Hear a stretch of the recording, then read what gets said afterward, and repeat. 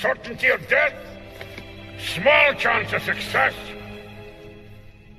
What are we waiting for?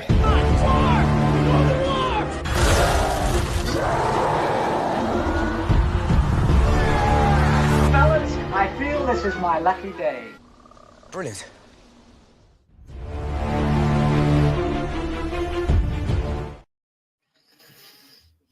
And welcome to another episode of Rankin. We're here to talk about the top 12 action movies of the 2020s so far. And I've got a great panel here. Over here we've got Austin. Austin, how's it going? Pew pew. Let's have some fun. Talk some action. We've also got John here. John, how's it going? I'm good. I had to take a break from killing some people. I mean, my name's John Wick, but it was tough. You know, I am sore and bruised from falling up down those stairs twice, but no, I'm taking a break to talk some great action. A lot of good action movies so far. Mm-hmm. And next up, we've got Steven. Steven, how's it going? It's going really well, yeah. I love action movies. Maybe I haven't seen as much this decade, but I think I have seen enough that I have a solid list. And last but not least, we've got Richie. Richie, how's it going? Dogs, hey? Anyway, yeah. But no, it's going good. I like action movies. I'm a simple man. I see action movies. I like a lot of them, and this should be fun.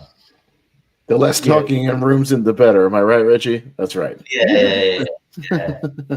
Although, it's not an action movie, but go see Black Bag. That movie rules. There's a lot of talking in rooms there. Yeah, sure is. Yeah, no, it's always funny. Like when you start a stream, you think you're going to have a piece from your dogs. The dogs are like, I'm afraid I've got some bad news.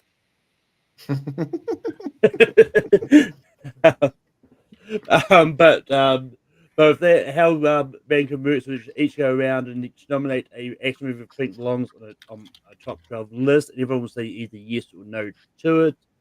And then when we get 12 lists on the short list, then at the end of the show we rank them by voting at what position you want them to be. But there we're going to go to Austin. I'm pretty sure I know what he's going to bring up. So Austin, what are you going to bring up? I don't think you do, because I'm going to go with another passion pick real quick before we go with that one. Because I know if you got to get him, you got to get him quick. I'm going to go with the Snyder cut of Justice League. That's my first pick. So yeah. Go ahead. 2021. It's going to count. So yeah. Don't you dare. I'm going to go with the Snyder cut, man. I think it is a completely different movie. There's enough extended action in that thing where it's pretty great. They extended the Wonder Woman, kind of hot potato scene with Steppenwolf, which is really great. They added the flashback sequence with Darkseid, which is awesome. The Flash sequence at the beginning is good, and there's some incredible action throughout the whole thing. The Justice League fighting, everybody, with the crawler, and then the final action sequence, at the old Chernobyl type place, I think is pretty great, and I think it's some of the better superhero action.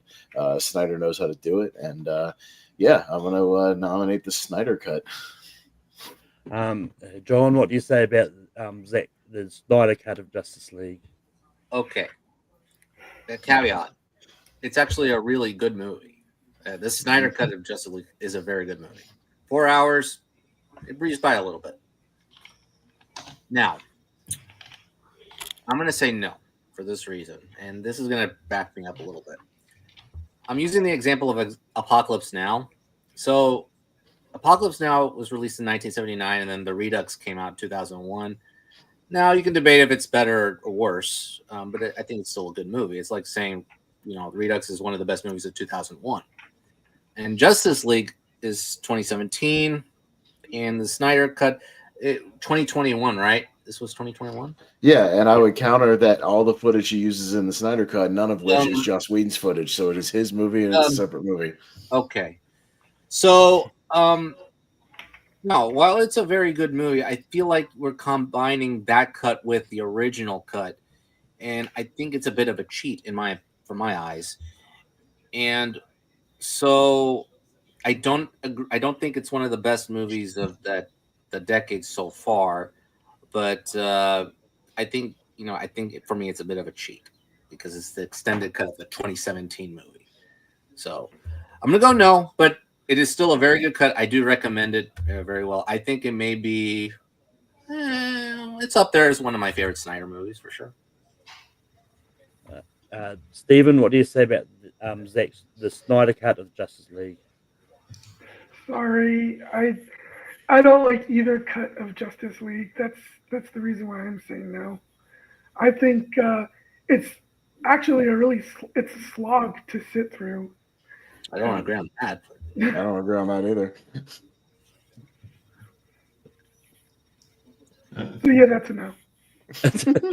But Butchie, what do you say about the Snyder cut of Justice League? Have you moved, Stephen? This new background's jarring. Are you in the kitchen? I'm not home.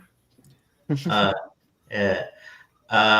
Yeah. I you know what? I'll say yes. It came out in 2021. That it counts, and it made this movie's good. Came out in 2021. Counts for me, and yeah, like it's 4 hours, but to me, it's not a slog. It earns its length. So yeah, I will say yes and leave it up to Malcolm. Dangerous sentence. Yeah, I do really like Zack Snyder's cut of Justice League. I do think it's good, and I do get the argument that it is mostly like stuff that wasn't in the original, but it's also one of those ones that I do think it's also a slight cheater as well. So I'm also going to say no for that reason. So it's not going to make the list. And move on to Jonathan. It's not a cheat. It's a whole new movie. Doesn't use any of the footage from the Joss Whedon. It's a whole different movie. It's like a different movie. It's not a cheat. It's not an extended cut. It's not a director's cut. You know what It's a whole new movie. What I did was I looked at scenes, combining 2017 and 2021 when I was finished with it, and then there's certain scenes that I felt like still there. Anyway, to move on, this is in my opinion, one of the very best action scenes, and nearly 3 hours, and it just doesn't waste a minute. I'm going to talk about this fourth installment. My franchise, John Wick. I was badass in it, and it was awesome to kill some people. No, I kid. This fourth installment of John Wick, it's awesome. It has some of the most sensational action sequences I've ever seen in a movie, starting from the opening scene to the scenes in Paris. I mean, that overhead shot where he's killing a lot of people. Man, it's fantastic action. And that gun he uses probably is the best weapon I've ever seen so far this decade, maybe since Anton Chigurh's gun in No Country for Old Men. But and I think it's a fulfilling chapter. I don't know what Lionsgate is going to do. They said they're announcing a fifth movie. I don't know about that, but But anyway, John Wick Chapter 4, that's my nomination. Stephen, what do you say about John Wick Chapter 4? It's funny. I like the first one.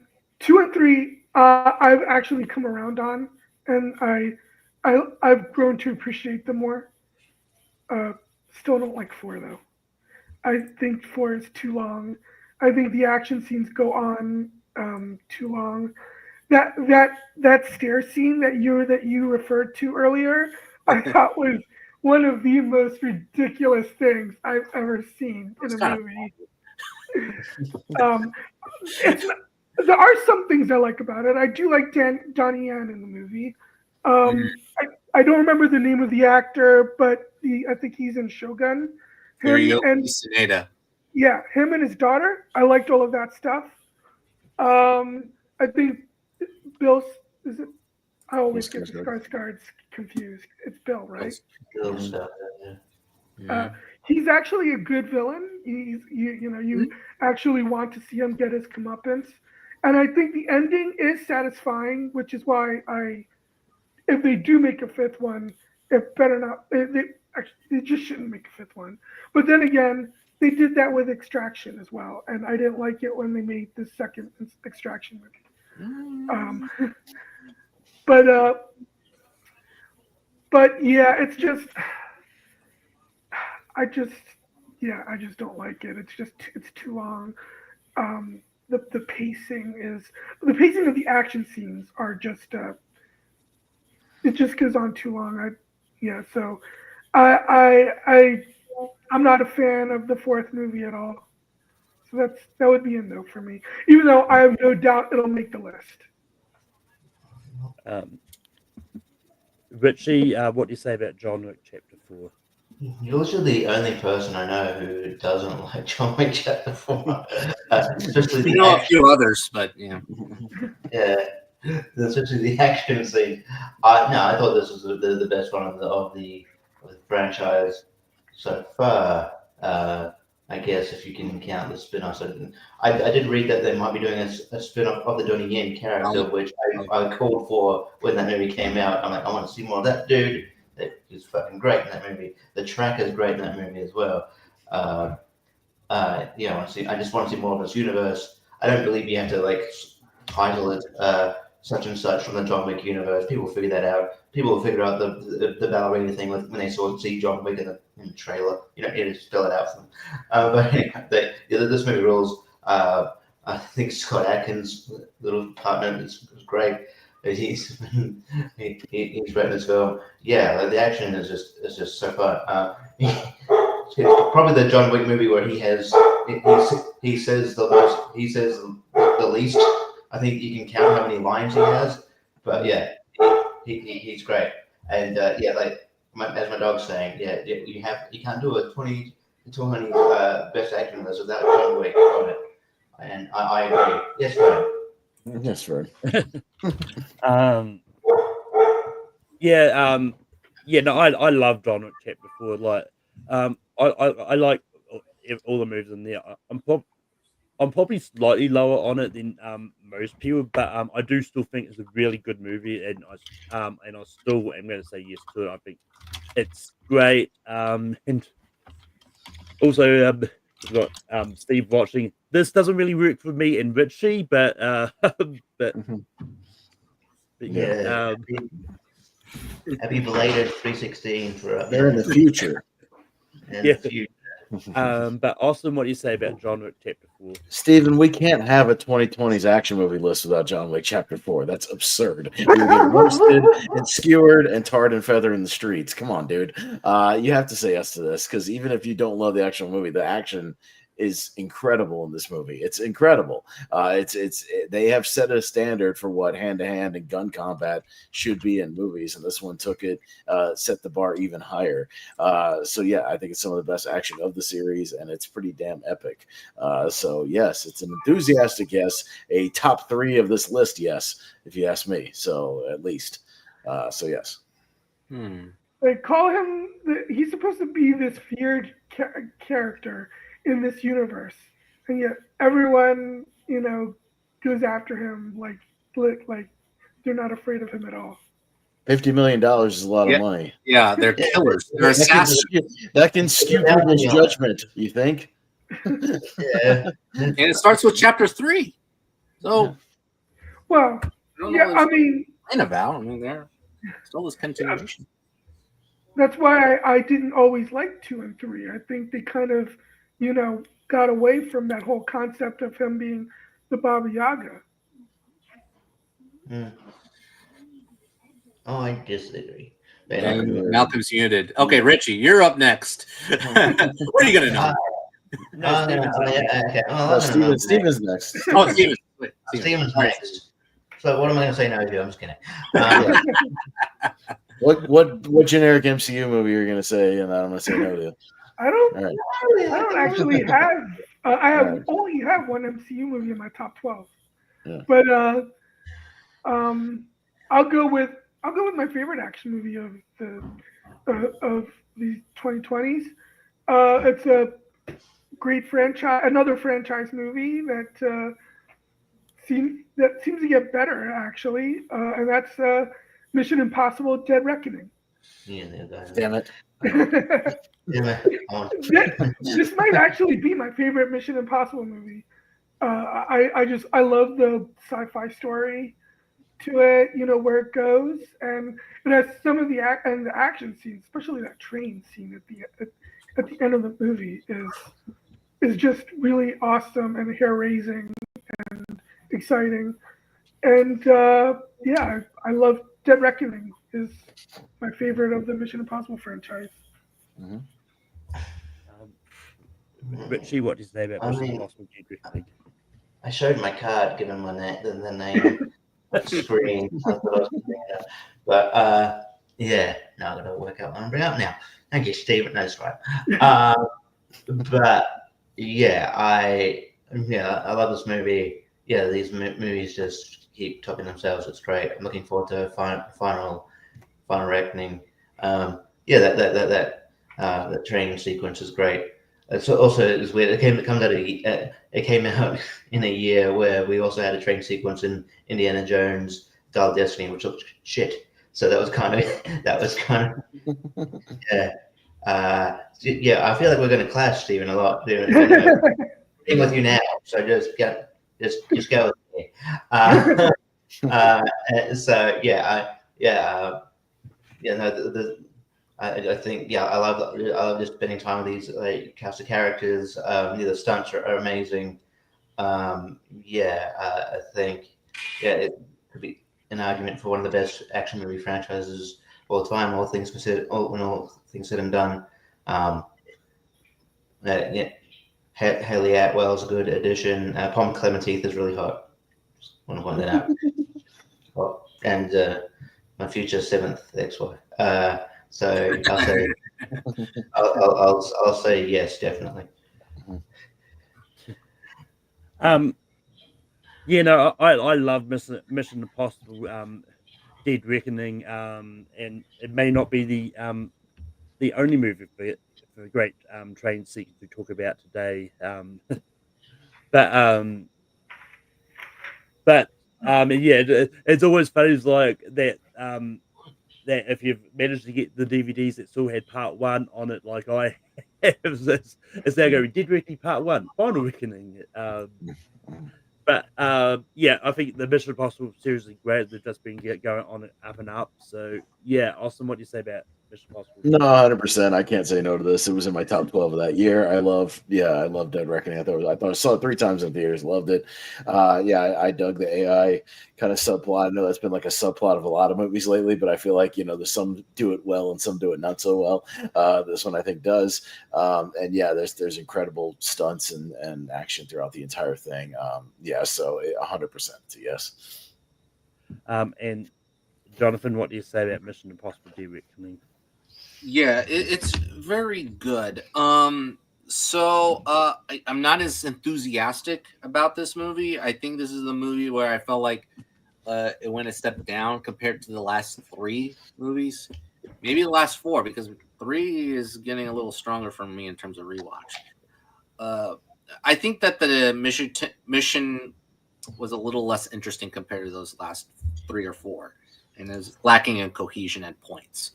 But in the end, I still very much enjoyed it, so it's a slight yes for me. With that, Mission Impossible Dead Reckoning is going to make the list, and we go on to Richie. All right, well, I'm going to vote for the electric tape. No, I'm just kidding. I'm kidding. I am kidding. Don't watch it. I mean, I have something for my work, so there's certain so that's kind of cool. But anyway, I will go with movie I've actually seen multiple times now. Movie that I wish did better at the box office, but the action's still there. I'm gonna go Furiosa. They had I don't know. I just love being in this world. I think George Miller just knows how to direct action. The practical effects are still there; they're amazing. Again, the cast of characters it's great. There's a lot of great Australian character actors here. That might not be familiar to you guys, but there's kind of David Field. He's at the start. He's the one that captures young Furiosa, and he's also in Mortal Kombat. He's at the start of Combat Trainer. Angus Sampson, who you've seen in Insidious, a few other things. But they're just Chris Hemsworth is just having a ball in this movie, and the whole action, the action in general is just amazing. And it's a thrill right from like start to finish. It's not quite up there with like Fury Road, but it's close. It's a good. It's a, you know I think it's nearly just as good, so which is a hell of an accomplishment considering I think Fury Road is one of my like favorite like action movies of all time. So yeah, I think Furiosa deserves to be on this list. So Mad Max, Furiosa, and Mad Max Saga. I'll just say Furiosa. Yeah, talking about unnecessary subtitles. Yeah, I've said my piece on the Mad Max movies. Like, I'm not a big fan of Fury Road. I did watch Furiosa just so I could form opinions on it. But ultimately I still wasn't that interested in it. So it's going to be a no for me. But if you like it, good for you. Also, what do you say about Furious and Mad Max? Well, I do like it. So what do you say about that? And I'm going to say yes, because I like Furiosa. Yeah, it was great. It just missed my top 12 last year, but it was in the list for quite a while. I thought it was great. Yeah, I love just being in this world, and we got to see more of like the Bullet Farm and Gastown and some of the stuff. Yeah, and some of the chase sequences again are still great. The sequence in the middle of the movie where they're trying to like fix the truck, as they're getting bombarded and all this stuff is great. Love the sequence where they're going down into the Bullet Farm kind of pit, around and around and just trying to escape. Like there's some good stuff there. And again, good practical effects that I always appreciate George Miller. George Miller was a madman. Man, it's in his like mid 80s or whatever and still doing stuff like this. God bless him. He's great. So yes, I'll say yes to Furiosa. Jonathan, what do you say about Furiosa? Very good. It's really good. I'm going to say yes to it. The first time I watched it, I was a tad disappointed because it doesn't compare to Fury Road. But and the second time I watched it, while it does have not as much action, it's still riveting as a story on its own. Just the origins of Furiosa, even as a young child. I mean, Anya Taylor-Joy is in the movie for like half the movie. So, but it's still riveting. And yeah, I think Chris Hemsworth is the MVP here. So I'm going to say yes to Furiosa. And Stephen, what do you say about Furiosa? So I still have an hour left of the movie to finish. So I've seen the first hour and a half of it, and I think I've seen enough of it to say that I like it quite a bit so far. So I would say yes. With that, Furiosa is going to make the list. Furiosa. But I don't mean that good for you to sound snarky. I if you like a movie that I don't like, I actually do. Yeah. Anyway, it's on to me, and I'm going to bring up Madam Rib. Just kidding. I don't know. All right, let me get my joke answers ready. Let's do that. I'll get my joke answers ready. I got one for my next round. Let's do it. I'm gonna try my shot here and see how this goes. But I'm bringing up Thelma, because I think Thelma's an underappreciated action movie of last year, and it's one of those like non-typical kind of action movies where it's like the action is in like can June script hack into this thing and all that, and I think it's kind of riveting that way, and I think it's a really it's a really fun movie of June Squibb's character sort of traveling across country to just try and find out like who took her money and all that. And I think it's just a really good action movie and just a lot of fun. Austin, what do you say about Thelma? No.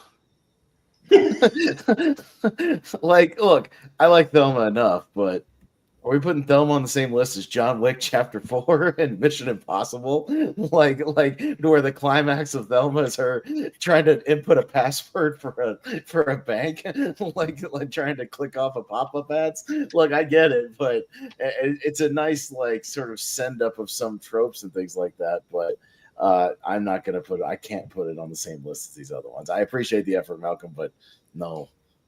No. Hey, as far as my first pick, I'm taking. No, that's fine. I mean, I appreciate the shot. That's fine, but no. Jonathan, what do you say about Thelma? I'm gonna agree with him Yeah. because, yeah, I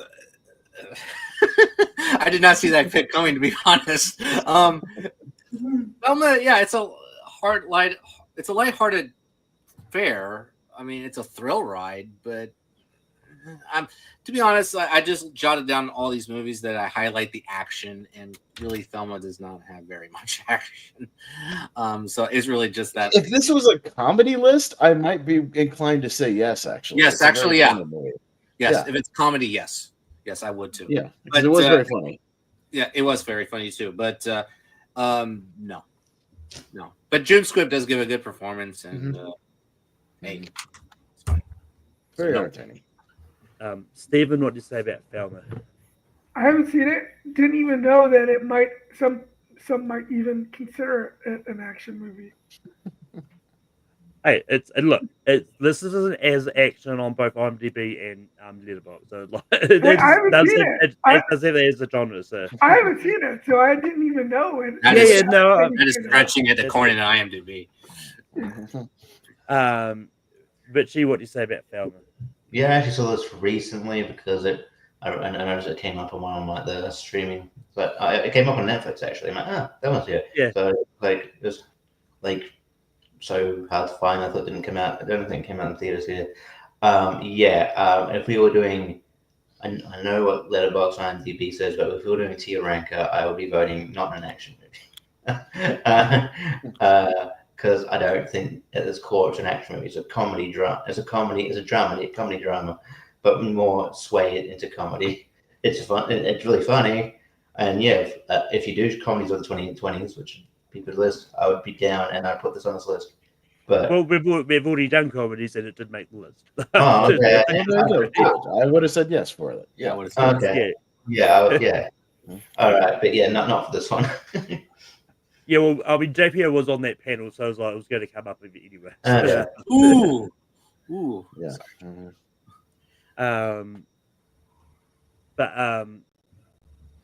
But if that Thelma's not going to make the list, we're going to go to Austin. What do you? Okay, now I'll talk about it, John. Let's talk about Kill. Kill is my favorite action movie of last year of 2024. One that I saw get some buzz, around some YouTube reviews and things like that. Didn't get a chance to see it till it came on to VOD. Rented it, and it's great. It's essentially kind of like The Raid on a train. If you've seen the Raid movies. But what I like about it is, again, it's got great close quarter and action choreography. But the hero is not invincible. Like he takes a beating. Throughout the movie, his buddy takes a beating. Throughout the movie, they still win, but they get very hurt. They get beat a couple of times. It takes some nice twists and turns in the story. It goes some places you wouldn't necessarily think it would go. Once they kind of set everything into place, I think some of the action is very brutal. It's very violent. But again, well choreographed to where even as tight as it is when they're fighting in these narrow hallways and they're fighting in these little bunk and seating areas, it still is very coherent. You can tell everything that's going on, which I always appreciate. There's even a fight in just one of those like train bathrooms and they shoot some overhead stuff, and it's fun, and it just works and just clicks. So one of my favorites of the decade so far. So I'll go Kill. Jonathan, what do you say about Kill? Kill is fucking awesome. Its hero is the camera work. Just let them do their thing, and it's not like crazy editing style. Cut.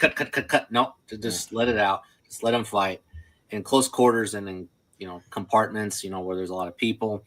What I like about it is it's another Die Hard ripoff, but it is actually very unpredictable. I mean, there are moments where like it's shocking, and it occurs like at moments like, oh wow, yikes! I mean, it changes the game for a few characters. So, Kill was a very good surprise last year, and I very much enjoyed it. So, I'm gonna go yes on my list. Stephen, what do you say about Kill? So I knew next to nothing about this other than what the plot synopsis says when you see it on Hulu, and I'll say this: there's definitely things that I wasn't expecting. I mean, I was enjoying the movie to a degree, but once I won't get into spoilers since it's still a pretty recent movie. But once a certain thing happens, that's when the movie really picks up, and Yeah. it's like If you've seen the brutal. movie, Jonathan knows. He knows what we're talking about. A certain character. Yeah, we'll just say that. Yeah, a certain character turn. We'll just say that. Yep. Yeah. Mhm. So it's a yes for me, sure, for sure. Yeah. Yeah. Richie, what do you say about Cure? Yeah, this is on the one of the streaming apps here, Binge, and I watched it for this. This movie rules. This movie rules. No, this is my type of movie. But yeah, it is slow playing until that point. But yeah, but then after that, it's off the races, as to say. But it's yeah, but I love the camera work, and yeah, I like realistic action with a like it's not like where you sort of your protagonist, really does take a sort of pummeling, and realize, you can see that it's hard work. We might talk about another one here in a bit. I'm not sure, but which is of that ilk. But yeah, this is a hell of a great action film. I think more people need to see. So yeah, I'd say yes. Yeah, this one was actually more harder for me to find, like, because it's not really streaming anywhere for me, and I didn't have the money to rent it, but I did watch it. I had to go into some underground means to watch it. But, but but yeah, I'm not as high as everyone else is. I do like the movie. I do think it's good action. I'm still saying yes, but it's good. So it's going to make the list. Yay. And Jonathan, we go to you next. What is your next nomination? Okay. You know what? I'm going to get my passion pick out of the way. Now, this movie, it is helmed by a director that is really up and down, to be honest. And for the most part, I'm not a fan of his movies. But this one, I think, is one of his very best in terms of craftsmanship. And I'm going to talk about Ambulance. Yeah, Ambulance, directed by Michael Bay. It all takes place in one day. Yeah, so I think based on that title, you know what it's about. I mean, it's basically about two brothers, both they're adopted, but it's about two brothers, Jake Gyllenhaal, Yahya Abdul-Mateen II. They're in an ambulance with Isa Gonzalez and another officer on board who's critically injured. They're on the run because they just robbed a lot of money. And that's pretty much it. But there are some stakes because one of the brothers' wives needs it for surgery. But I think it's a fantastic. I think it's a really well crafted movie that Bay uses his drone shots very well. I mean, it takes you for the ride. I mean, in any other movie, it would not have worked. But with this one, you're in for the ride in terms of the camera shots. I know it's a little bit self-aware in the first third of the movie, but it gets better and better. And also, I'm just nominated for a crazy Gyllenhaal performance. I think he's fantastic in it. So I'm going to shoot my shot for Ambulance. Stephen, what do you say about Ambulance? I would have put it on my list of movies to watch, but I didn't expect it to come up because I thought reception for this movie was kind of mixed. But I still want to see it eventually because I do generally like Michael Bay's non-Transformers stuff. Richie, what do you say about Ambulance? I haven't actually seen it yet, probably for similar reasons to Stephen, but I know whose language you will probably be speaking. Jonathan probably get into. I know, get to that in a minute. I know someone else who likes this movie, but yeah, I haven't seen it. I'll get around to it though. So I don't mind Michael Bay's stuff beyond Transformers necessarily.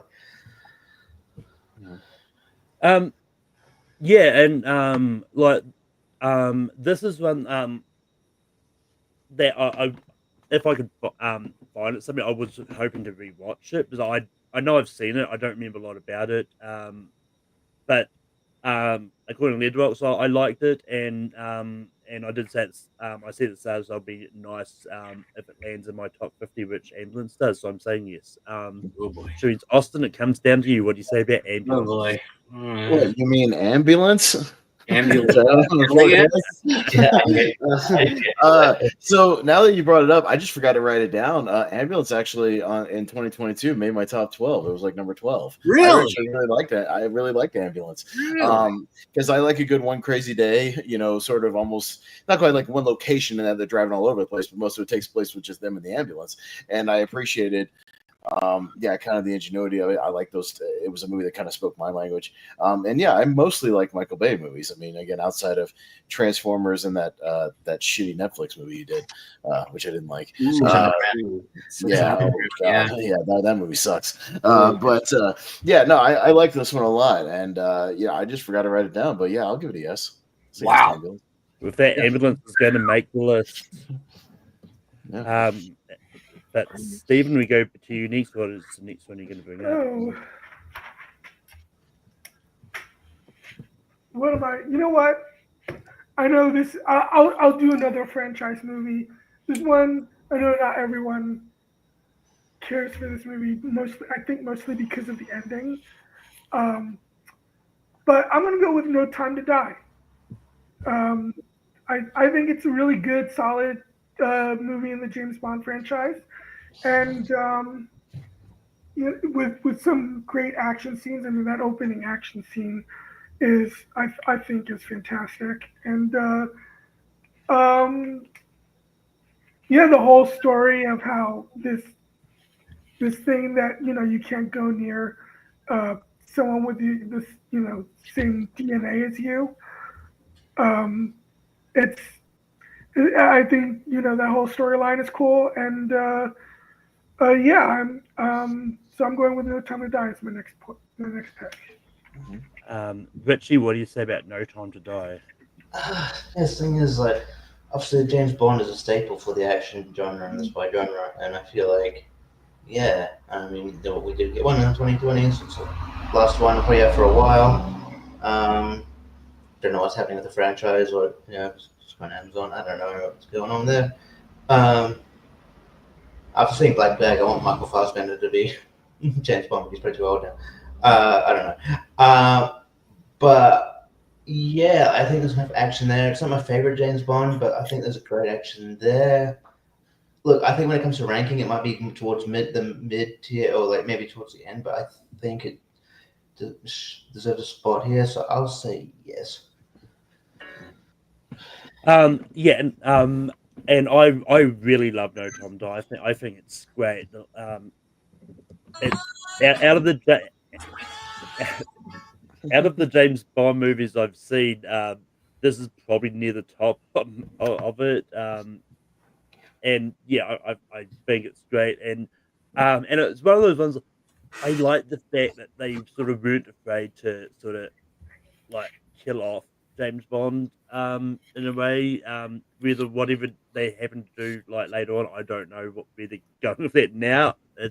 But it's still going to be a yes for me. Austin, what do you say about No Time to Die? Yeah, it's on my short list for this episode. I'll say yes to No Time to Die. I thought it was very good. I saw it twice in the theater. It was one of the kind of big movies that, post-COVID, that came out, and I was happy to watch it. Watched it a couple times since then. And yeah, I think there's some really solid action in there. If we were doing like a Bond ranking, I put it behind like Skyfall and Casino Royale, some of the other Craig ones, but I would still put it probably right behind those two. I think it's really, really good. And yeah, nice little wrap up for Craig. So I enjoyed it a lot. I'll say yes. And Jonathan, what do you say about No Time to Die? Yeah, a very good conclusion to Craig's era.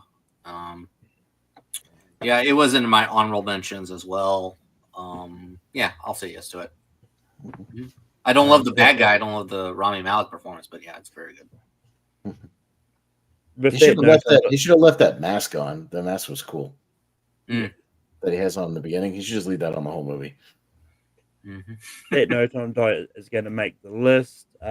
Richie, we go to you next. What is your next nomination? I'll just quickly. I'm also getting to that point where I'm also seeing that trailer for The Amateur a lot as well. Good God! Oh, I've seen that trailer like 50 times. Yeah, I'm ready for the movie to just come out. So let's see what it works. I'm looking forward to the movie. I will see it, but yeah, I've seen that trailer 1,000 times already. Yeah, I'm gonna go for a bit of a passion one. I don't know how it's gonna go. I think it got mixed when it came out, and I think it just came and went. But I thought this movie was hella entertaining and very fun, and the action sequence is really good. I'm gonna go for another Bill Skarsgård movie. I'm gonna go Boy Kills World. Uh, I think this movie rules. It's not afraid to just go. I just how balls to the wall it is. Yeah, like Chateau Copley just he's giving I think it is in it like briefly just playing very similar role to what he did in Monkey Man, which is also maybe actually underrated action movie to check out. But yeah, like it's just very the action's just very in your face. Like the voice of like A. Sean Benjamin actually works. I think it's really fun. It's just really wacky. The yeah like the at the end. The end fight scene with the different raid is amazing. It's just so gruesome, but it's so well shot. And yeah, look, I don't gonna go, but I don't know. I just everyone has their passion picks. This is mine. So Boy Kills.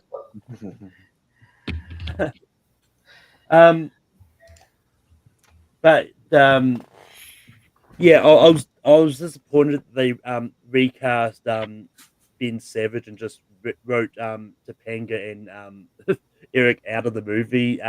But no. But I like Boy Kills World. And I do think it's a fun action movie. It just when I was ranking all these, it just didn't end up really high on my list. So I'm gonna say no. Austin, what do you say about Boy Kills World? I like the movie overall, but a movie I gave like a 7 out of 10 on my rankings. When it came out, I can't put it on like a best of the decade list. I just can't do it. I thought it had some fun aspects to it. I like the narration; it was all right, and I appreciated. Yeah, they had the little bulldog guy from the raid. At the end for the kind of final fight was fun because I love that dude.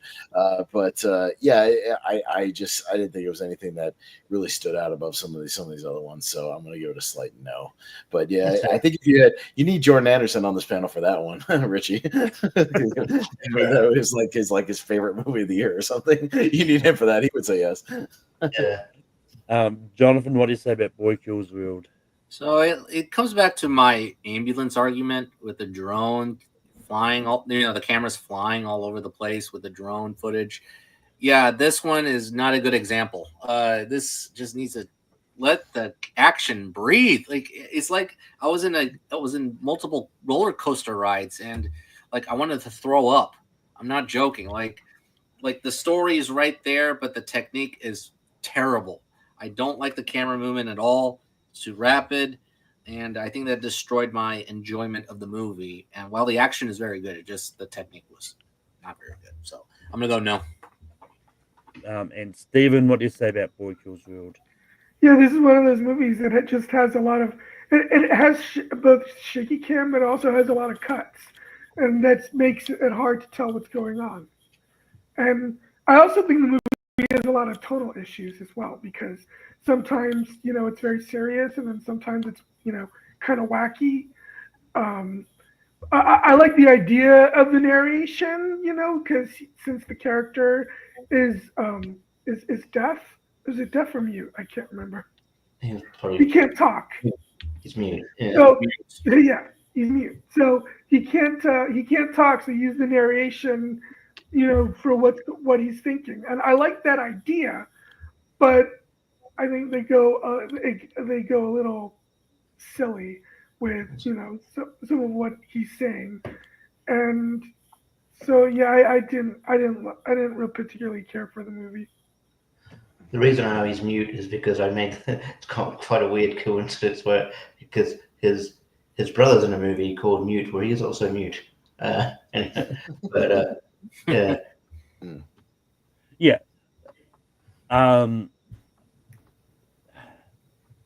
This is tough. Look. I'm looking at two I want to bring up. I'm going to try for a non-franchise one, see how this goes. Barbie. Barbie? Actually, There's some good action scenes in Barbie, but no. But the one I'm going to go for was nominated for Oscars, and I'm pretty sure Steven's kind of hinted he's got a negative opinion on this movie, but I'm bringing up Everything Everywhere All at Once. The At least I think that he said something. He's got opinions about this one anyway. If that's what he was referencing. But if this is a great movie, and I think it did the multiverse stick much better than the MCU movies that did the multiverse in this year. But I think Everything Everywhere All at Once. I think it was a really fun, great movie, and like Michelle Yeoh, Kihi Kwan, Stephanie Zhu should have got should have been nominated, should have got Best Supporting Actress. But I think it was a really fun movie, and I think it was a really fun action movie. But also, what do you say about Everything Everywhere All at Once?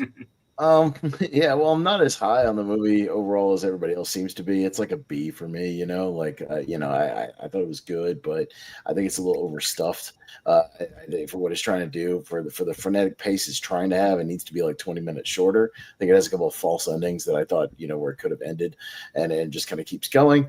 But we're talking about action movies of the 2020s, and I do think the action is quite good in it, and I do think the fight scenes are solid. I do think there's some creative stuff with the fights in the movie.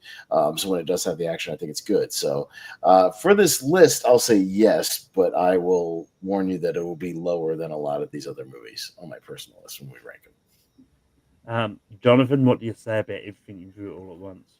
Okay, an action movie involving dildo fights and hot dog fingers. Some and fanny packs. Fanny packs. Oh. Yeah. Sounds like Saints Row if you ever played that game. Yeah. And then there's donuts. I don't know. Of course, this was my favorite movie of 2022. This is a great movie. Yeah, there's definitely enough action to make it a worthy action comedy, and with a lot of heart. Actually, I think the heart is the story is the mother and daughter connection, and I think that really carries it over really well. Actually, the heart is actually Kiho Kwan. Actually, he really just steals the movie for me.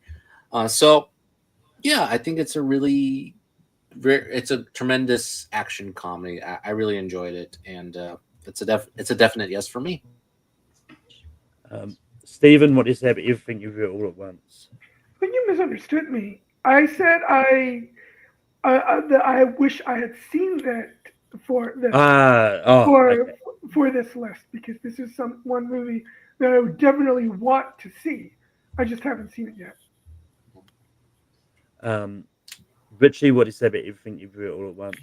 Yeah, I like the movie. I think maybe I have similar misgivings about it that Austin has. But overall, we're doing it. Yeah, it's not like we're doing the best movies of the 2020s or anything like that. We're doing action, and within the action portion, it delivers. Spades. The action is shot really well. It's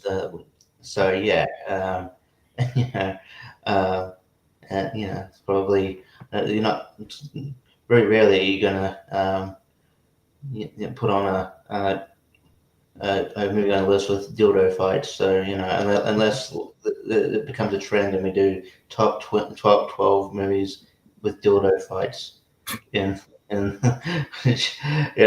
knows? But yes, I'll Neighbors from 2014. I'll say yes. My knowledge of film is endless. If Everything Everywhere All at Once is going to make the list, and we go to Austin for his next nomination. I think Paul W.S. Anderson doesn't get enough credit for what he's able to do with green screens and putting his wife on screen and showing us all how hot she is. And In the Lost Lands is just so. No, I'm kidding. No, that's my joke answer. Yeah, man, there's a lot I could choose from on my list. hate to double dip on Tom Cruise, but we're gonna do it. Top Gun Maverick should be on this list because Top Gun Maverick is fantastic. I like it way more than the original Top Gun.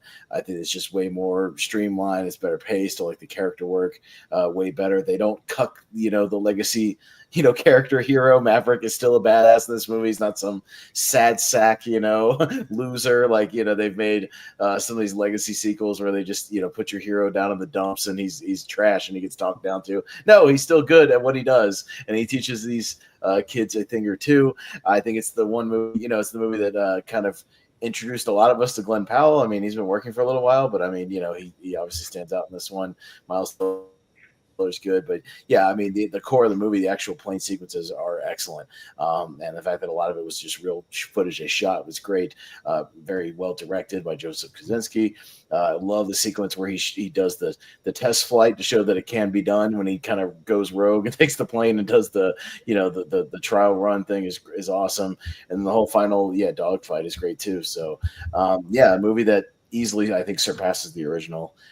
And was one of the biggest hits of that year, and for a good reason. So, Top Gun Maverick. I just randomly decided to look up movies of dildo fights, and apparently there's a dildo scene in The Boys. But Watch Mojo has a list on the top 10 movie dildos. But Josh, yeah, okay.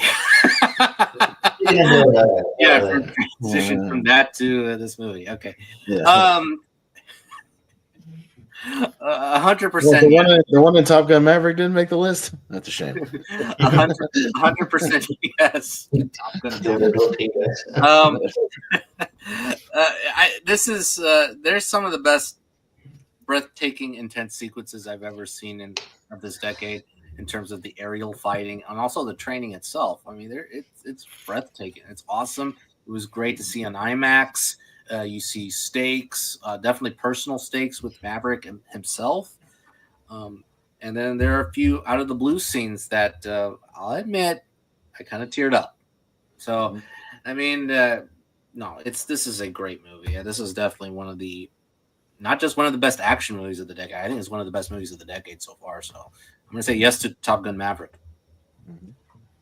Steven, what do you say about Top Gun Maverick?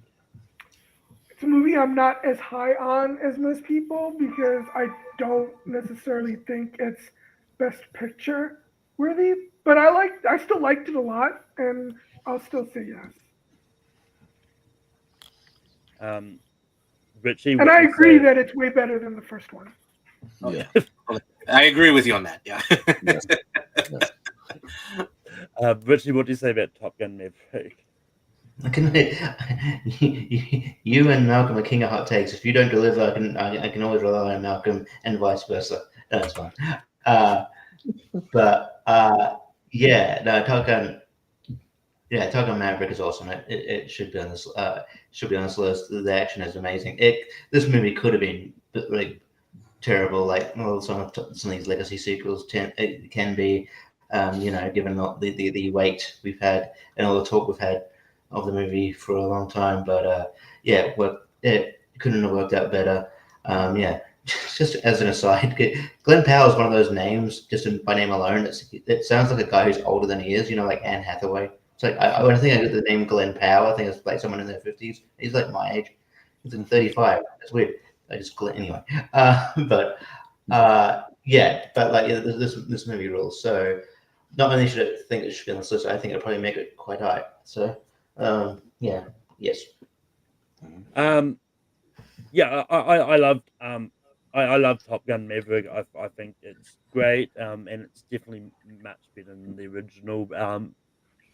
And as one of those ones, like, I know they're talking about doing a sequel, but I don't know if I need to see a sequel either. I don't need it. But I'll tell you one thing: Joseph Kosinski being attached to that Formula One movie makes me way more excited for that Formula One movie. Because if he could film the racing sequences as great as he filmed the stuff in here Maverick, I think it'll be great.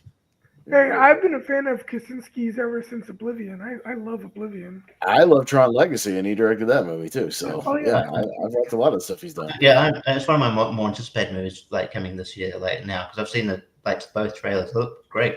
I was like, But if that Top Gun Maverick is going to make the list, we go over to Jonathan. Okay, I'm torn between two. Do I go for a serious action movie or do I go for a fun action movie? That's okay. I mean, you could go Ki Kwan again. Love Hurts, has its moments. Yeah, Love Hurts. Yes, so Love Hurts. Love Hurts is just so heartfelt. I mean, it's and so finally, just, Ki Kwan is in the lead. Yeah. Then you combine him and Ariana DeBose, both supporting. Yeah, who's making nothing but great decisions in movie making. Oh, yeah, what a great career she's last couple having. of years. Anyway, I actually think you're torn between two movies. I'm torn between, but anyway, we'll see what happens. okay. You know what? I'm gonna be dependent on y'all to bring up this fun one because if you just bring it up, I'm gonna be so happy. So I'm gonna shoot my shot for this one. I'm gonna go for All Quiet on the Western Front. Oh, that's not what I thought, but still good. No. The other one was like, I hope it brings up because I'll say yes to it. But no, I'm going to go with All Quiet on the Western Front from 2022, the German language version. I wish I had seen this on the big screen in the theater because it is a visually stunning war action film. It really, the story basically, but it's a very bleak, terrifying portrayal of war, and it tackles anti-war. It's like fighting a monster in this pride. And, it has remnants of the terrifying aspects of 1917 and Hacksaw Ridge, but there are moments that I feel like they're reminiscent of the masterpiece Come and See, which I think is it almost looks as realistic as that movie. And, and then it's also disturbing and sad in the end. I think it's very precise, tight edited film by Edward Berger, who made Conclave last year. And Edward Berger knows how to shoot a movie. He knows how to do a movie. And, I can't wait for his next film. But right now, I'll shoot my shot for All Quiet on the Western Front. If it doesn't make the list, I'll be fine with it. Amazing how he went from like an epic war movie to like a movie about people voting for the Pope in one room. I know, right? He's a hell of a... That's a swing. That's a swing in the other direction, if you ask me. Yeah, I mean, hey, he's got two movies. Wait, All Quiet was not nominated for... No, that was Triangle of Sadness. That's right. It was nominated for international foreign film. Yeah, it was. No, I was thinking about Best Picture, but it was Triangle of Sadness. Yeah, but All Quiet should have been. But no, but Berger is a hell of a filmmaker right now. He's 2 for 2 in my book, unless he made a few others before that. But yeah, All Quiet on the Western Front.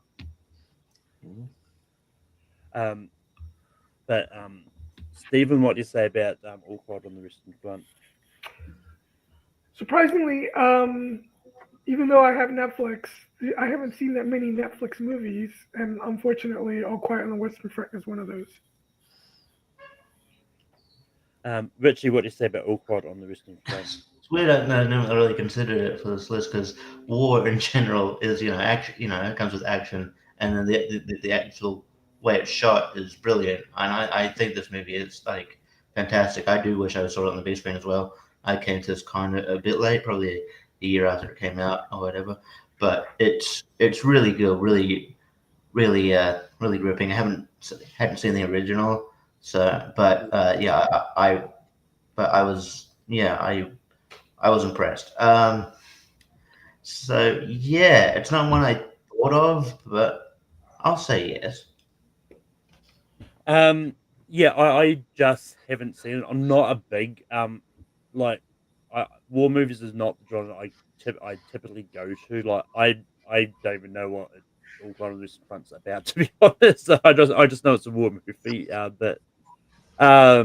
So I just can't. Austin, what do you say about All Quiet on the Western Front? Jonathan, it's another movie 12 of that year.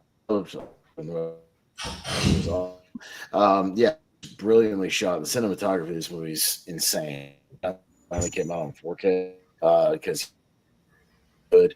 I remember there was like a sequence where they're in the, and then calms down for a second, and then all of a sudden the tanks come like over the hill, and you're just like, oh shit, and then it just gets crazier from there. But yeah, it's really well shot, really well done. It's not one I had thought about just because I forgot, I kind of just forgot about it when I was jotting things down, but it is very thrilling and well done. So yeah, you know what, I'll say yes. That all on this one is going to make the list. Two Stephen, foreign go. films on here. Yeah. Or maybe got 3 one if you more I count could bring. EAO, but yeah. I have another foreign film I could bring up, but I don't know if anybody's seen it. We'll see. Stephen, what is yeah, the movie you're going to bring up? You know what? I will go with the Netflix movie that I have seen. Actually, I don't know where this is gonna go. I don't know if people like this movie as much as I do. I think they are making a sequel that's supposed to come out either this year or next year. But I'm gonna go with The Old Guard.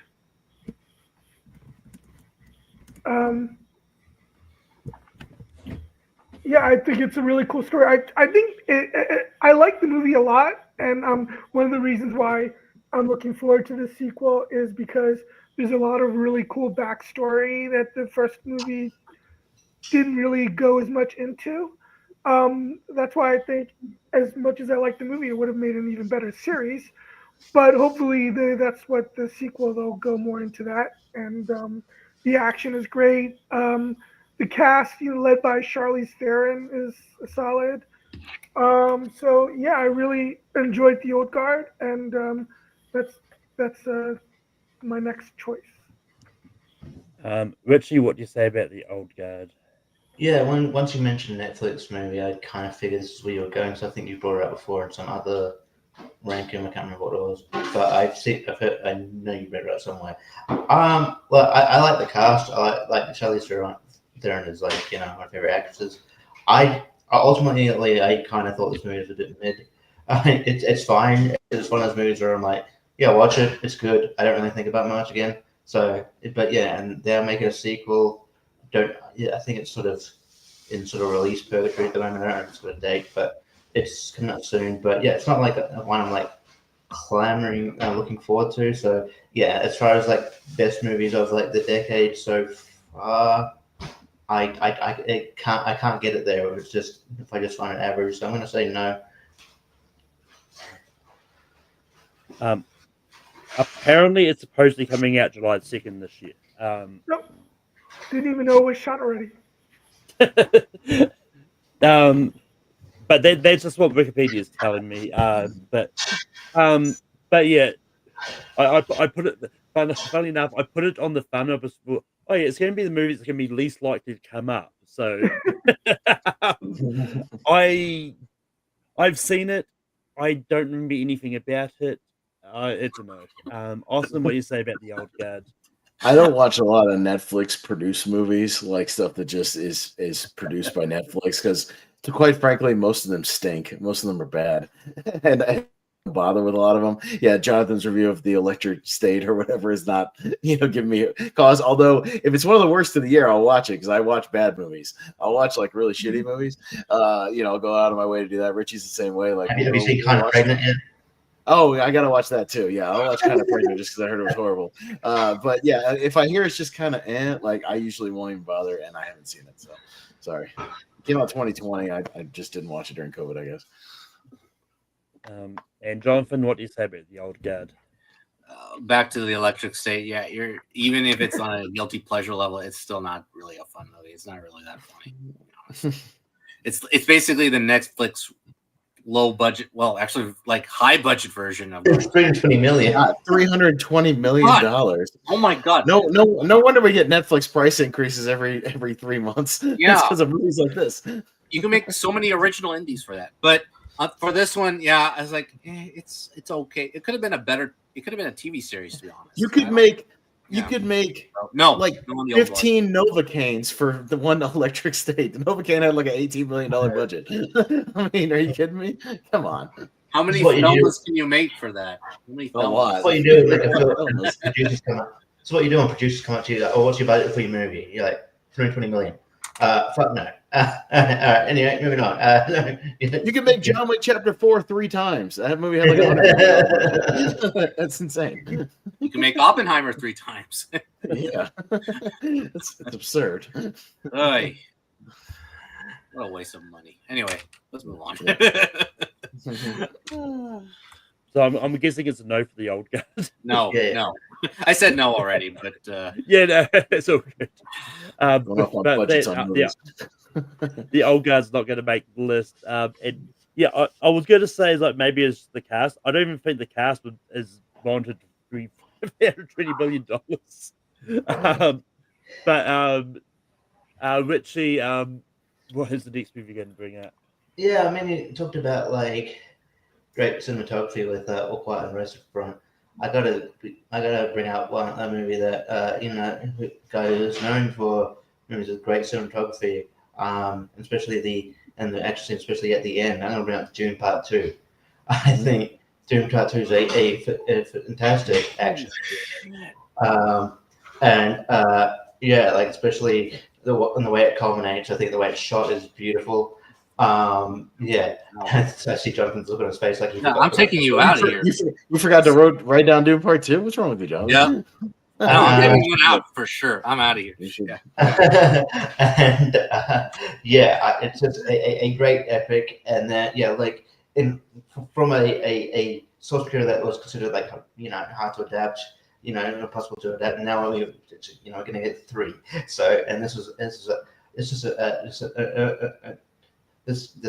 just a great epic, great sort of epic saga and great movie, and just great action set pieces. And I think Denis Villeneuve is a master at directing that sort of stuff. And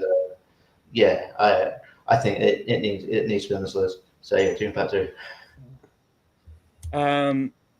Yeah, I've seen my piece on Dune many times. It's gonna be a no. Like, I look, it's just one of those ones. Like, it's just not for me. And to be honest, like, it's one of those ones. Like, I get there's good action in it.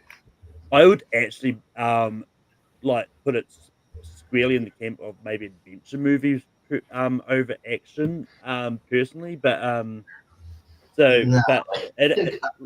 but look, it is what it is. But yeah, it's no. Austin, what do you say about Dune Part 2? Hell yeah, this movie's on my list. Yeah, Dune Part 2 rocks. It's great. And yeah, the hand-to-hand combat scenes are fantastic. The scene where they're avoiding like the little helicarrier thing with the shootout and trying to take that out is good. Even just the sandworm riding sequence is an action sequence and it's very good. The big epic fight where they bring in the the sandworms and the big raid on the kind of the palace and whatnot, it is really good. Oh my god, the black and white sequence with like the gladiator kind of fight with Austin Butler is a lot of fun. Just a beautiful movie, but with excellent action. And yeah, I didn't think Dune was going to be my thing because I don't love the 80s one, the David Lynch movie, but this movie's great. So I'll say yes.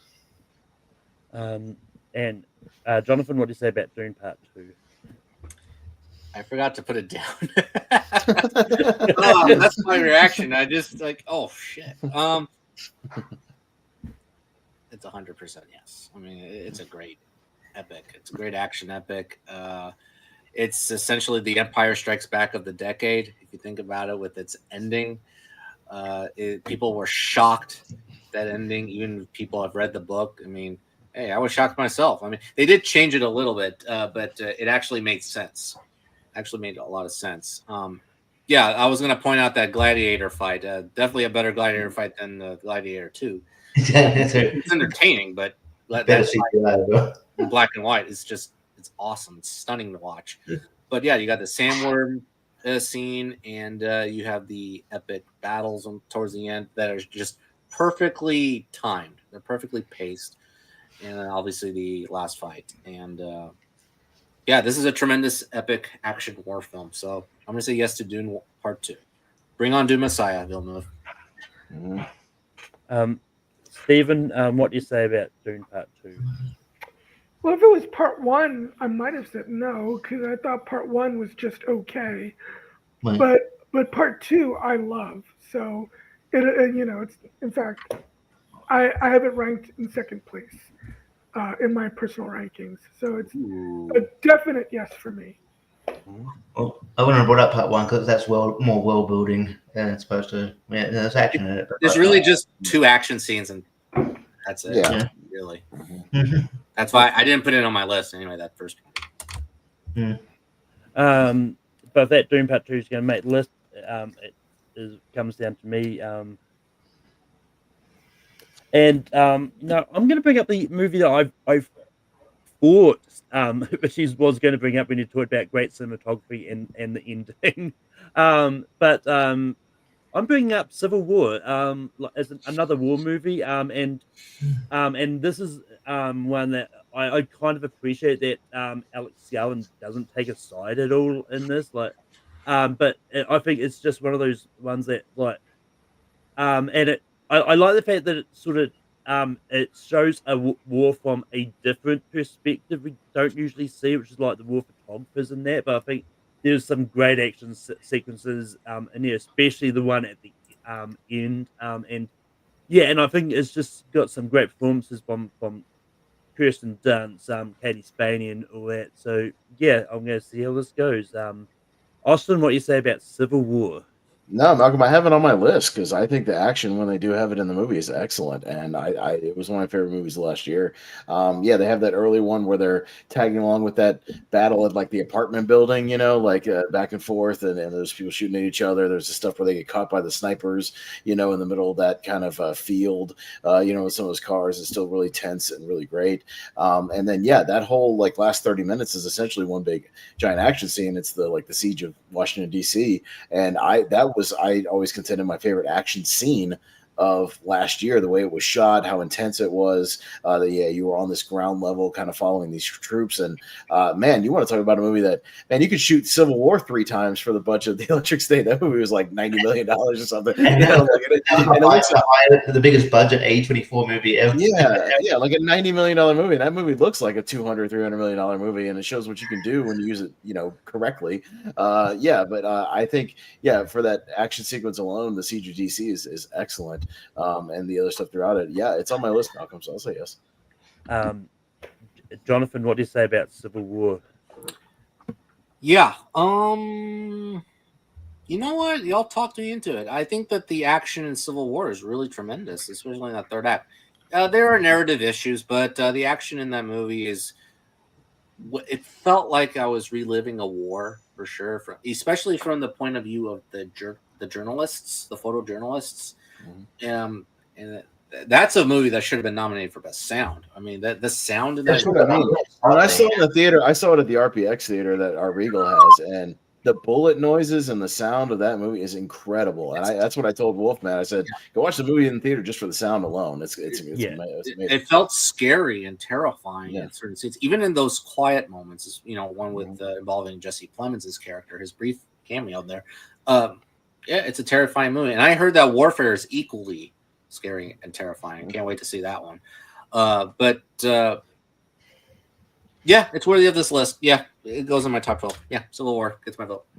Yeah, I mean, I would argue Civil War should have also been up for cinematography as well.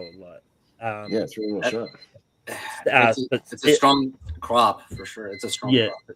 Stephen, what do you say about Civil War? Haven't seen it. Really? And Richie, what do you say about Civil War? Yeah, I'm a huge fan of Alex Garland, and this might be my favorite movie of his.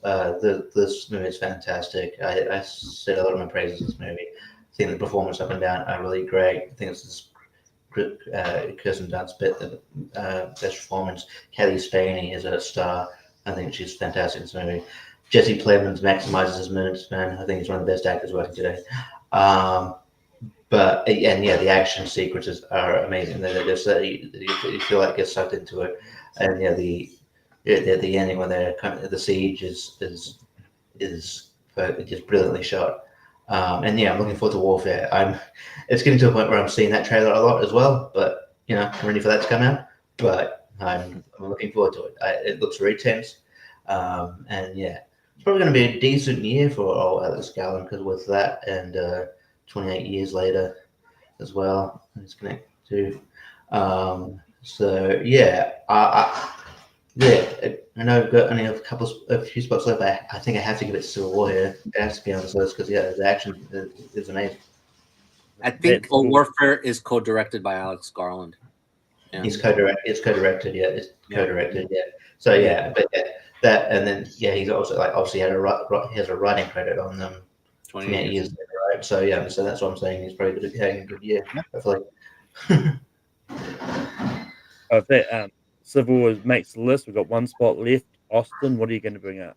Oddly enough, that I'm the one that's been bringing up the comic book movies tonight, and we don't have one yet. And I think we should have at least one. And I think I'm going to bring up probably the most entertaining one, the one that's very over the top and very crazy, but a hell of a lot of fun. I'm going to go for Deadpool and Wolverine. I think Deadpool and Wolverine is pretty damn fun, and probably should be on this list. I think every time they fight each other is a hell of a lot of fun and in creative ways. You know, the one where they're just sitting in the car, stabbing the shit out of each other is really great. The first time they fight, when they kind of enter the new world, is excellent. I mean, even the opening where he's using Logan's spine and skull to fight off, the agents is great while doing the bye stuff. When they each fight off the 100 Deadpool, variants throughout the bus, the kind of tracking shot is great.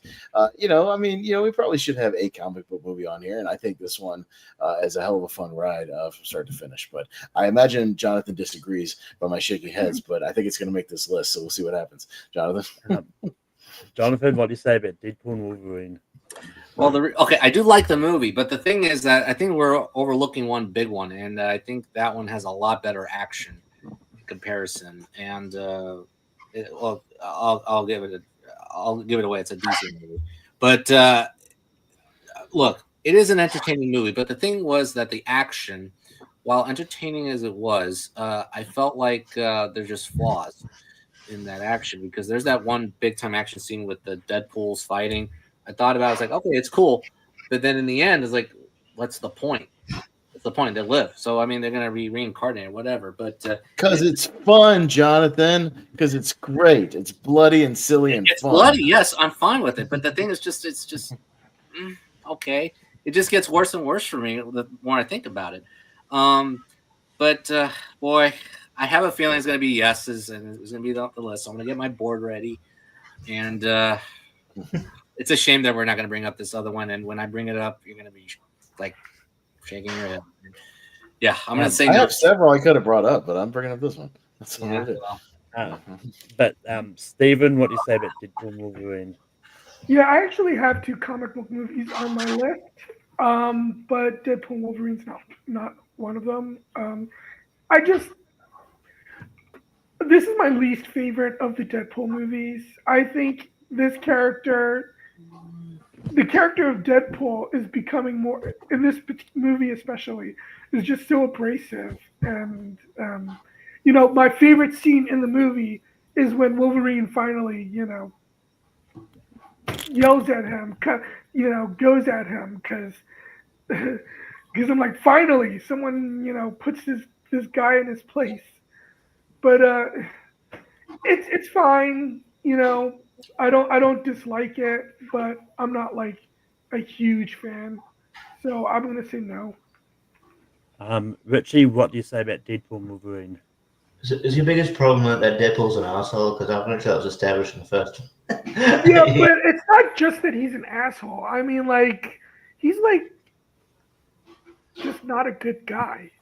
I don't know. Yeah, he kills people for a living. He's an assassin, even before. No, I know, but I mean, I don't know. I mean, man, those lovable assassins that go around and murder people. I liked him in the first two. I didn't like him in this one. Okay, fair enough. But yeah, no, I thought. I mean, yeah, this is probably the Marvel movie I was going to bring up. It's like either this or like maybe the one that Jonathan's thinking of. I said DC, but I didn't say DC. Oh, again, I could probably think of the one you were bringing up and some of those as well. But yeah, but this movie is a lot of fun, and yeah, it's the fight scene where they're just they got fed up each other in the car is just really fun. I like that one. And sometimes fun action, trumps everything. Just I love it, and So yeah, I will say yes. Yeah. I mean, out of all the MCU movies that we could have put up, there is one that I do have higher than this personally, but I do really enjoy Deadpool and Wolverine. I do think it's great. I do think it's worthy on this list. And I'm pretty sure I know the one that you're thinking of. It had its moment in the sun last week. But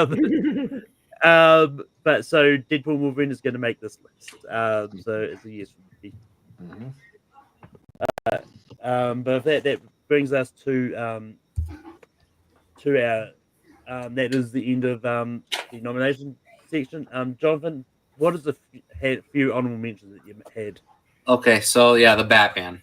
Okay, fair enough. I mean, Robert I Pattinson. had it kind of on my list, but my girl and we actually watched it again. There's not that much action in the Batman. It's very Really? sporadic. It's more noir. More of a detective movie with a couple of action scenes. There's the fight at the beginning, the car chase in the middle, and the stuff at the end. There's not a lot in between. Okay. It's a lot of detective stuff. Okay, fair enough. movie. The other one though that I said it was the fun one, Violent Night. That was the other one I was going to bring up. Violent Night. I was like, I wanted like a fun Christmas action movie on here. So yeah, that was it. But then the other ones are Birds of Prey, Nobody, Shang-Chi, Sisu. I think that's the other one that you were referring to. I have Sisu on my list, Jonathan. So yeah, I might have said yes. Yeah, Sisu is the one that I was referring to and that I didn't care for. Oh, really? Sisu. Spider-Man Across the Spider-Verse. I think there's a lot of action. You think Rebel Ridge, the Beekeeper. The Beekeeper. I love it. The Beekeeper. And the one I just wrapped up, I was like, oh, this was entertaining. And I'll go with Extraction 2. I was like, this is actually better than I thought. So that's my honorable mentions. Well, as we know from earlier, Stephen said earlier he doesn't care for Extraction 2. I'm pretty sure. I actually haven't seen Extraction 2. I just don't like that it ruined the ending of the first one. But Stephen, what are some honorable mentions that you had? If I was going to go with an MCU movie, I prefer Spider-Man No Way Home. That's the one I took off for Dune Part 2. Let's see. I actually have been pleasantly surprised by the last couple of Bad Boys movies, but I really liked the last one, Bad Boys for Life. I didn't care for The Beekeeper, but the other Jason Statham movie that I really liked is Wrath of Man. Oh, I like that one. That's a good one. The Lost City is a really fun, Romancing the Stone kind of romantic adventure that I enjoyed. The Equalizer 3, I like. I said yes to that. It's a worthy conclusion. Don't make the Equalizer 4, people. Yeah, don't make any more. He's retired in Italy now. That's all I need. I'm good. I don't need another one. Hey, that's a perfect ending. It's a perfect ending. He's got a new family in Italy. He's settled down. He's ready to retire for real this time. Yeah, I'm fine with that. Just leave it at that, please. And some people might say this is more of a comedy, but I think it has some good action in it too, especially the helicopter scene. Is Beverly Hills Cop Axel F. That's an action. That's good. That's a good movie. Richie, what are some honorable mentions that you had? Not much that hasn't been brought up already. The Guardians of the Galaxy Volume 3. Nobody is also on my list. That's what I was referring to as, like an action movie where he gets beat up a lot. Monkey Man, the Patel movie, is really quite good. A good achievement as well. That's pretty much it. The other one's already sort of mentioned. I thought about the Batman, but it's more of a film, more of a sort of neo-noir sort of detective movie. Well, and like I said, Malcolm, you guys did Robert Pattinson last week and it made the list. So Yeah. that was fine. So I was meant to be on that, but my fucking power and shit. Anyway, that's why I'm on it.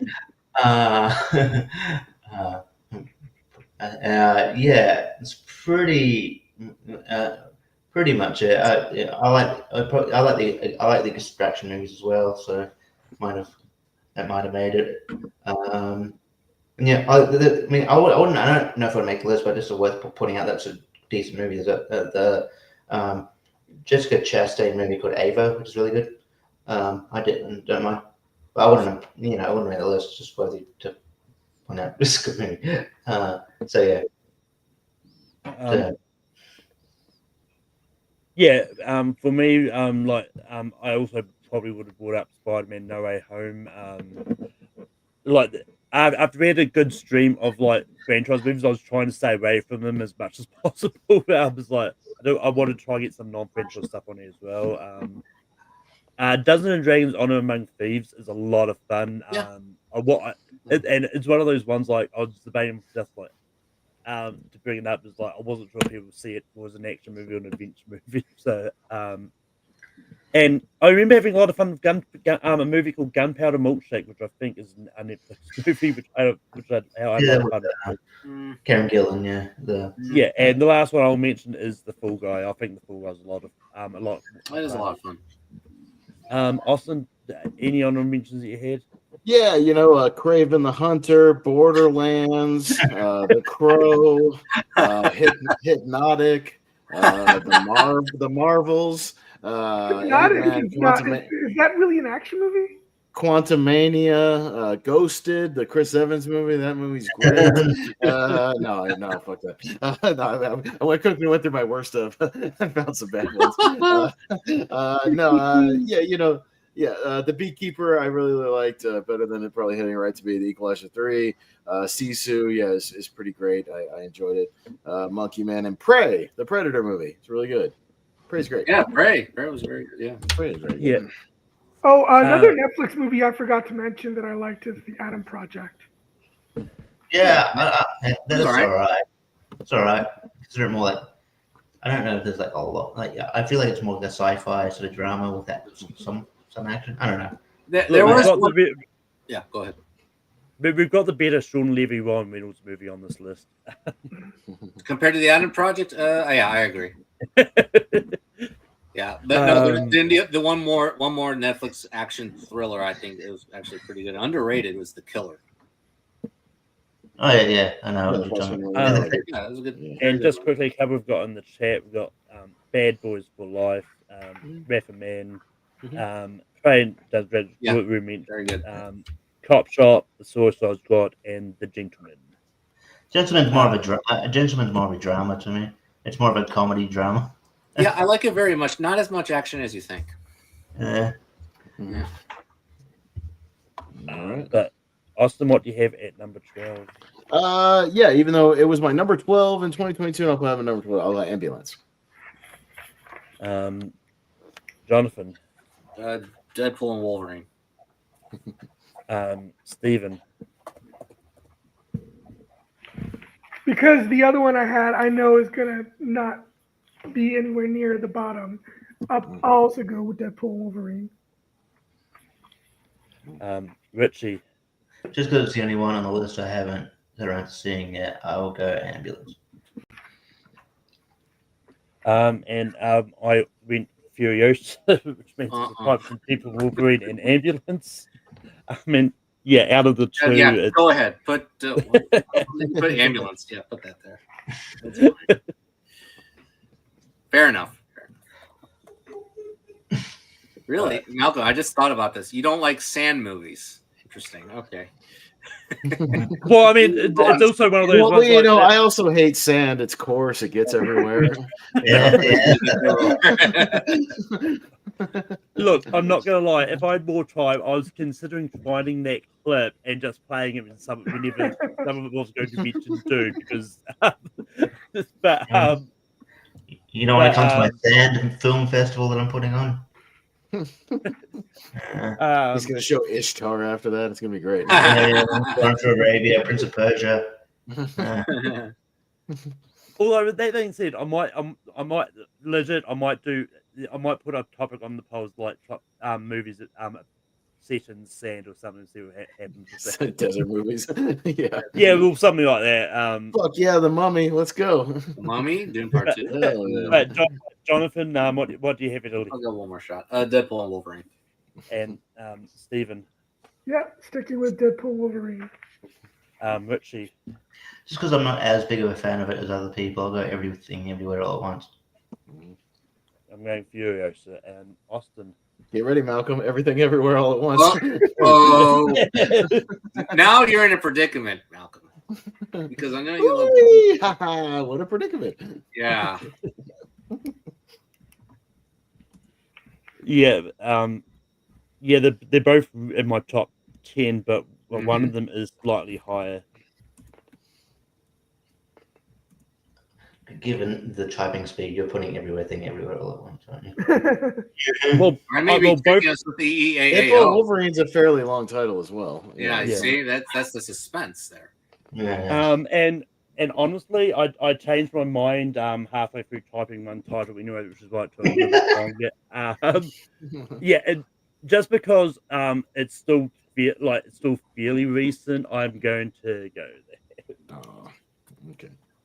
But it's one of those ones. I do like both movies. Like, All of these are fairly recent. It's the 2020s. We're only halfway through the look, But you compare those two, though. I mean, compared to everything all at Sure, once, sure. one of them had more time to kind of. Sure. But Stephen, what do you have for number 2? Look, I know COVID was a long year, but come on. yeah, that felt like 320 million. Yeah. Yeah. Just because the one I really want to go with, I know has no chance. So I'll go with No Time to Die. Okay.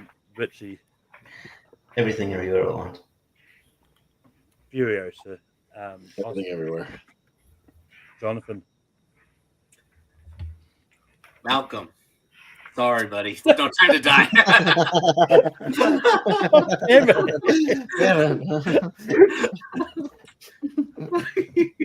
We ain't touching Furiosa for a while, so you're gonna be doing this for a minute if you keep this up. I mean, it's fine. I don't mind deciding the list on my own show. Sure. Yeah, you get to decide the whole list. That's great. Starting next, I'm just going to go with the one that I know is going to be all the way at the top. Oh, you're gonna be stuck on that one for a while. I know. So am I going to be the one with the tiebreaker? Is that what's going to happen next? Maybe. But Richie, what do you have for 9? You know the answer to that question. Everything everywhere all at once. Furiosa. Everything everywhere. Jonathan. Jonathan. This is going to be very funny if I put this. It's going to be a tie. Mission Impossible: The Reckoning. And Stephen. Nope, not a tie. It's John Wick. John Wick. No. That's everything everywhere. No way. No fucking way. You're gonna be waiting until at least the top 3 on that one. At least. Okay. No. Everything everywhere. That's fair. That's fair. I'll be fair. I mean, fun fact, it also made the comedies of the 2020's list. Yeah, they're both. It's actually both. Yeah. Well, yeah. I wasn't saying that to disqualify the thing on this. I was just putting out a fact. Now, now the question is, I have to think of like Austin and Richie. So let's see. That one's out of the way now, so you don't know where I'm going. Oh wait a minute. Oh, there's one. Yeah, but I'm sticking with Furiosa. Austin. Just action-wise, I'm going to go All Quiet on the Western Front. Oh no. Jonathan. No Time to Die. We already have that. Oh. Didn't Yeah. It got to number 11. we? That's Oh, number my bad. 11. Yeah. No, that was Deadpool and Wolverine. No, It's No already Time to there. Die is at 10. Does it? Because you and Stephen both went No Time to Die. Both Austin, Mitch, went everything. And then I he put had tiebreaker. Okay. Yeah, All Quiet. Let's go All Quiet. Okay. Stephen. Top Gun Maverick. What? That's also Richie. for a That's while. also going to be pretty high. No. What's wrong with you? All Quiet on the Western Front. I will say, I find it funny, like, Kara and Stephen did unite on the not enjoyment of Deadpool Wolverine slightly. Though. No, I like it. I like it. Just Yeah. Yeah, I think it's okay. But All Quiet on the Western Front is going What's to be left? 8. But what's left is Top Gun Maverick, Dune Part 2, Civil War, John Wick 4, Mission Impossible, Furiosa, and Kill. Ooh. Okay. Um, The reason I have a good reason for this one actually. But Austin, what do you have for 7? Furiosa. Jonathan. It's in comparison to other action. I think there's not as much action. I put Civil War. Stephen. John Wick 4. Richie. Civil War. Furiosa. So Stephen is a tiebreak. Furiosa or Civil War at 7. I don't vote for movies that I haven't seen, so I guess by default I'll say Furiosa. Oh, Okay. but Okay. I have an argument for that, but okay, it's fine. Kind of contradicting yourself a little bit. But it's fine. I haven't seen the whole thing, but I've seen most of it. I've seen 2/3 of it.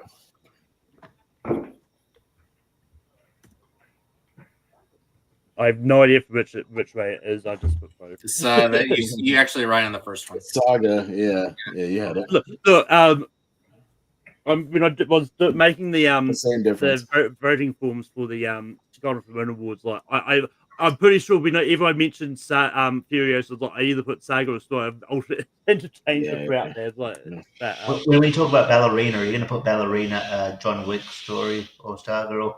Well, Yeah, whatever the hell that's according called. to Wikipedia, it's from the world of John Wick. From the world of John Ugh. Wick, Ballerina. What a Just mouthful. say Ballerina. We can work from a trailer. Just put Have a Ballerina. show. I want to dance with somebody. The Whitney Houston story. Oh, Jesus Christ.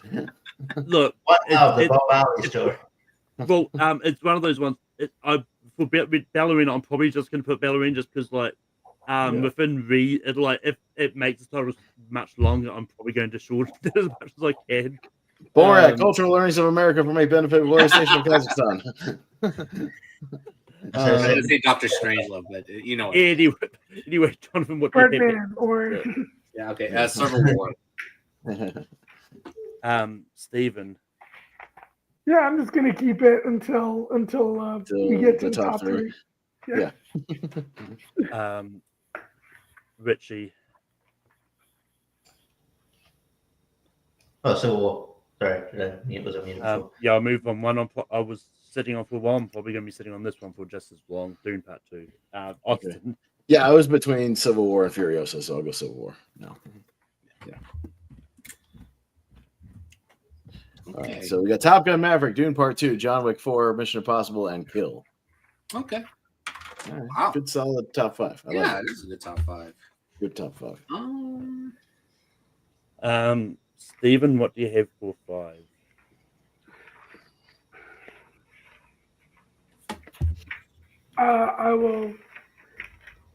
I'll keep John Wick. Richie. Kill. Dune Part 2. Austin. Dune Part 2.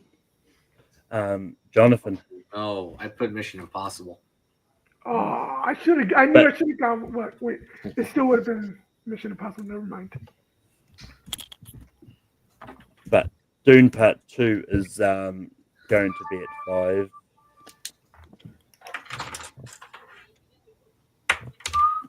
Or Dune, yeah, it still would have been Dune. Never mind. I don't know what else.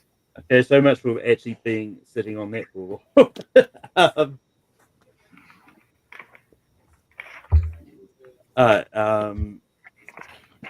Richie, what do you have for number 4? Kill. Kill. Austin. It's the one I've seen the least out of these 4, so Kill. That's all I watched it twice. Yeah. Jonathan. That's fair enough. I put Mission Impossible. So. Yeah. And Stephen. But I was going to change it up, but there's no need for me to change it up. So, John Wick. But I'm happy Kill made the top 5. That's pretty good. Yeah, no, I'm happy about that one. Yeah. It's great. I'm happy about that. All right. But now down to the top 3, we've got John Wick, Mission Impossible, and Top Gun Maverick.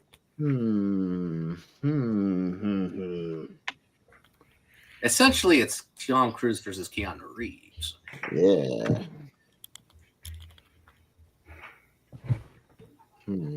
Versus Miles Teller, Auckland Power, whichever one you want. Miles Probably Teller, yeah.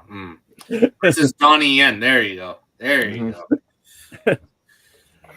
But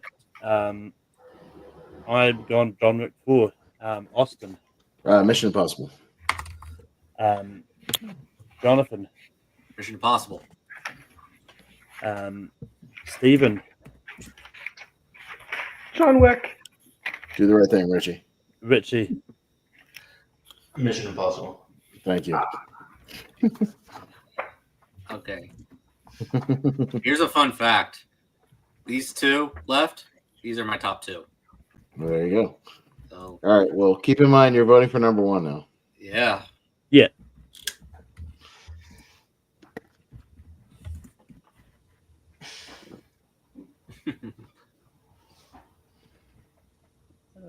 Colon. No. No, I was trying to figure out what I'd well, how I spelled reckoning wrong. No. I'm saying that both the top two they have a colon in it. So. Yeah. And top three now. Actually, I think it's interesting that that's why 4 of the top 5 are colons and sequels. I think that's fascinating. Yeah. So there can be good action sequels. Yep. But Austin, what do you have for number one? Well, number one is absolutely the best action movie of the decade so far. John Wick Chapter 4. Jonathan. Okay, so the bottom line is that I think the number 2 movie on my list is the better movie, but in terms of action, John Wick Chapter 4. Stephen. Top Gun Maverick. Richie. John Wick Chapter 4 has Scott Adkins kicking John Wick off a waterfall ledge thing in a plaza. In a fat suit. Yeah, so yeah. John Wick Chapter 4. Top Gun Maverick. Close. It's going to be John Wick Chapter 4. Mm-hmm. Yeah, I mean, like I said, Top Gun Maverick, I think is the better movie, but in terms of action, Chapter 4.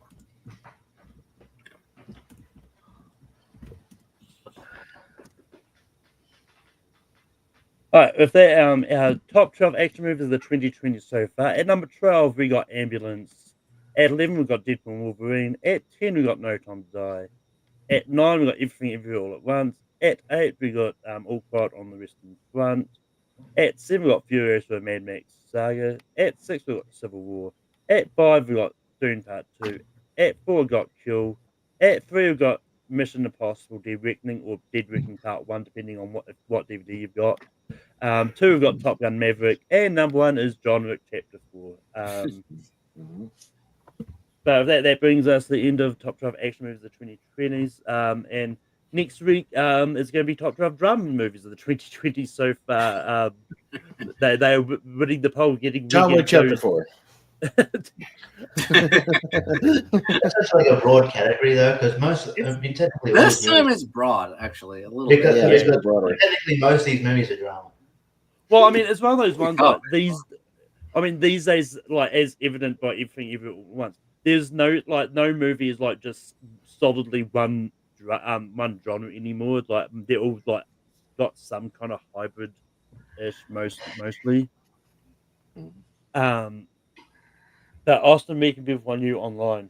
Yeah, mostly it's in my name right there. Mostly on the Movie Hero Network. I host and/or co-host a lot of things on there. We do tournament fights, tier ranker fights, which we have all next week. Seen and Heard Trivia returns next week. So, Jonathan, I'm sure will be watching closely at our Jeremy Adams and Chad Webb match next week to see who makes it into that Grand Champions match. Jeremy Adams is making a run, sir. You got your run for your money on that guy, as you know from the free for all. But yeah, we'll see how he does one-on-one against Chad. And then, that's mostly where you can find me. We got Wheel of Movies this week, myself and Richie. We spun another great action movie. We're talking about my favorite one of all time, Aliens. Aliens is this week. We spun on the Wheel of Movies. So, yeah, we talked about one of Richie's favorites, and now we're talking about literally my favorite this week. So I could talk about the movie for 3 hours, but we'll try to condense it into 1 hour. That'll be this week before the Lonely Marks, which you should also find myself and Richie on the Lonely Marks Wrestling Podcast, talking some wrestling. Yeah. Stephen, where can people find you online? Jonathan, actually. Okay. Well, you can see me going to New Zealand to kick. No. No, you can find me at social media platforms on Twitter, Instagram, Letterboxd, Blue Sky, and Threads, and different variations of skincare. That would have been scary if I did. Yeah, I could just show off in his camera. Like, what the fuck? No, I mean, I'm John Wick. I mean, and Letterboxd, I just write reviews. Instagram, I will have another tournament coming around. Since it's Women's History Month, it's going to be female director driven. So, female directors tournament. 90s to 2000s, because they're not as hailed compared to recently right now.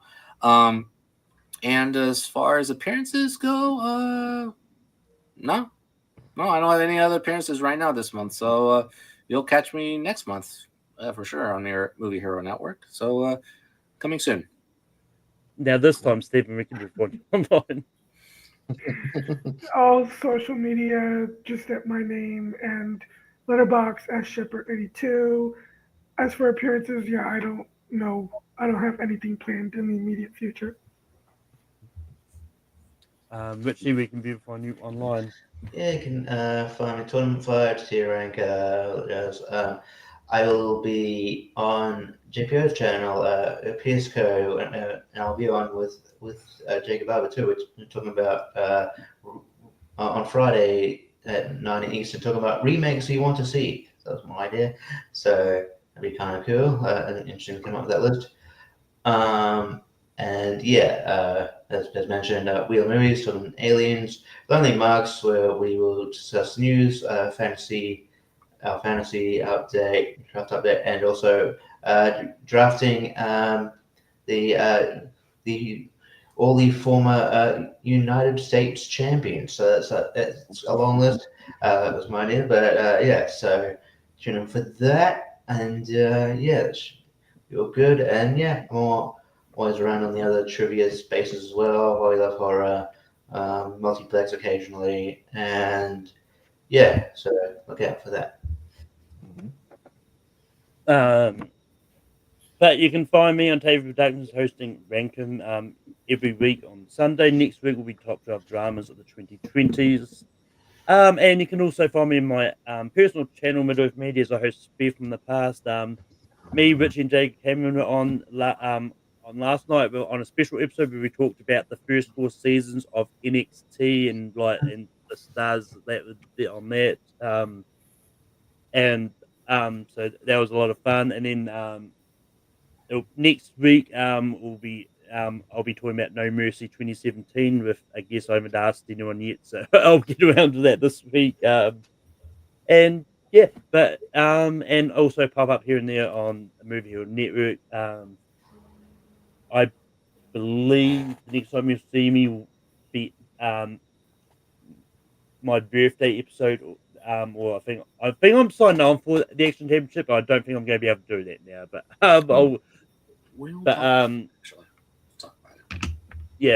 but that is the interacting for this week. And so until next time, you'll see when we see it. And I'll bring up this one. It don't matter if you win by an inch or a mile.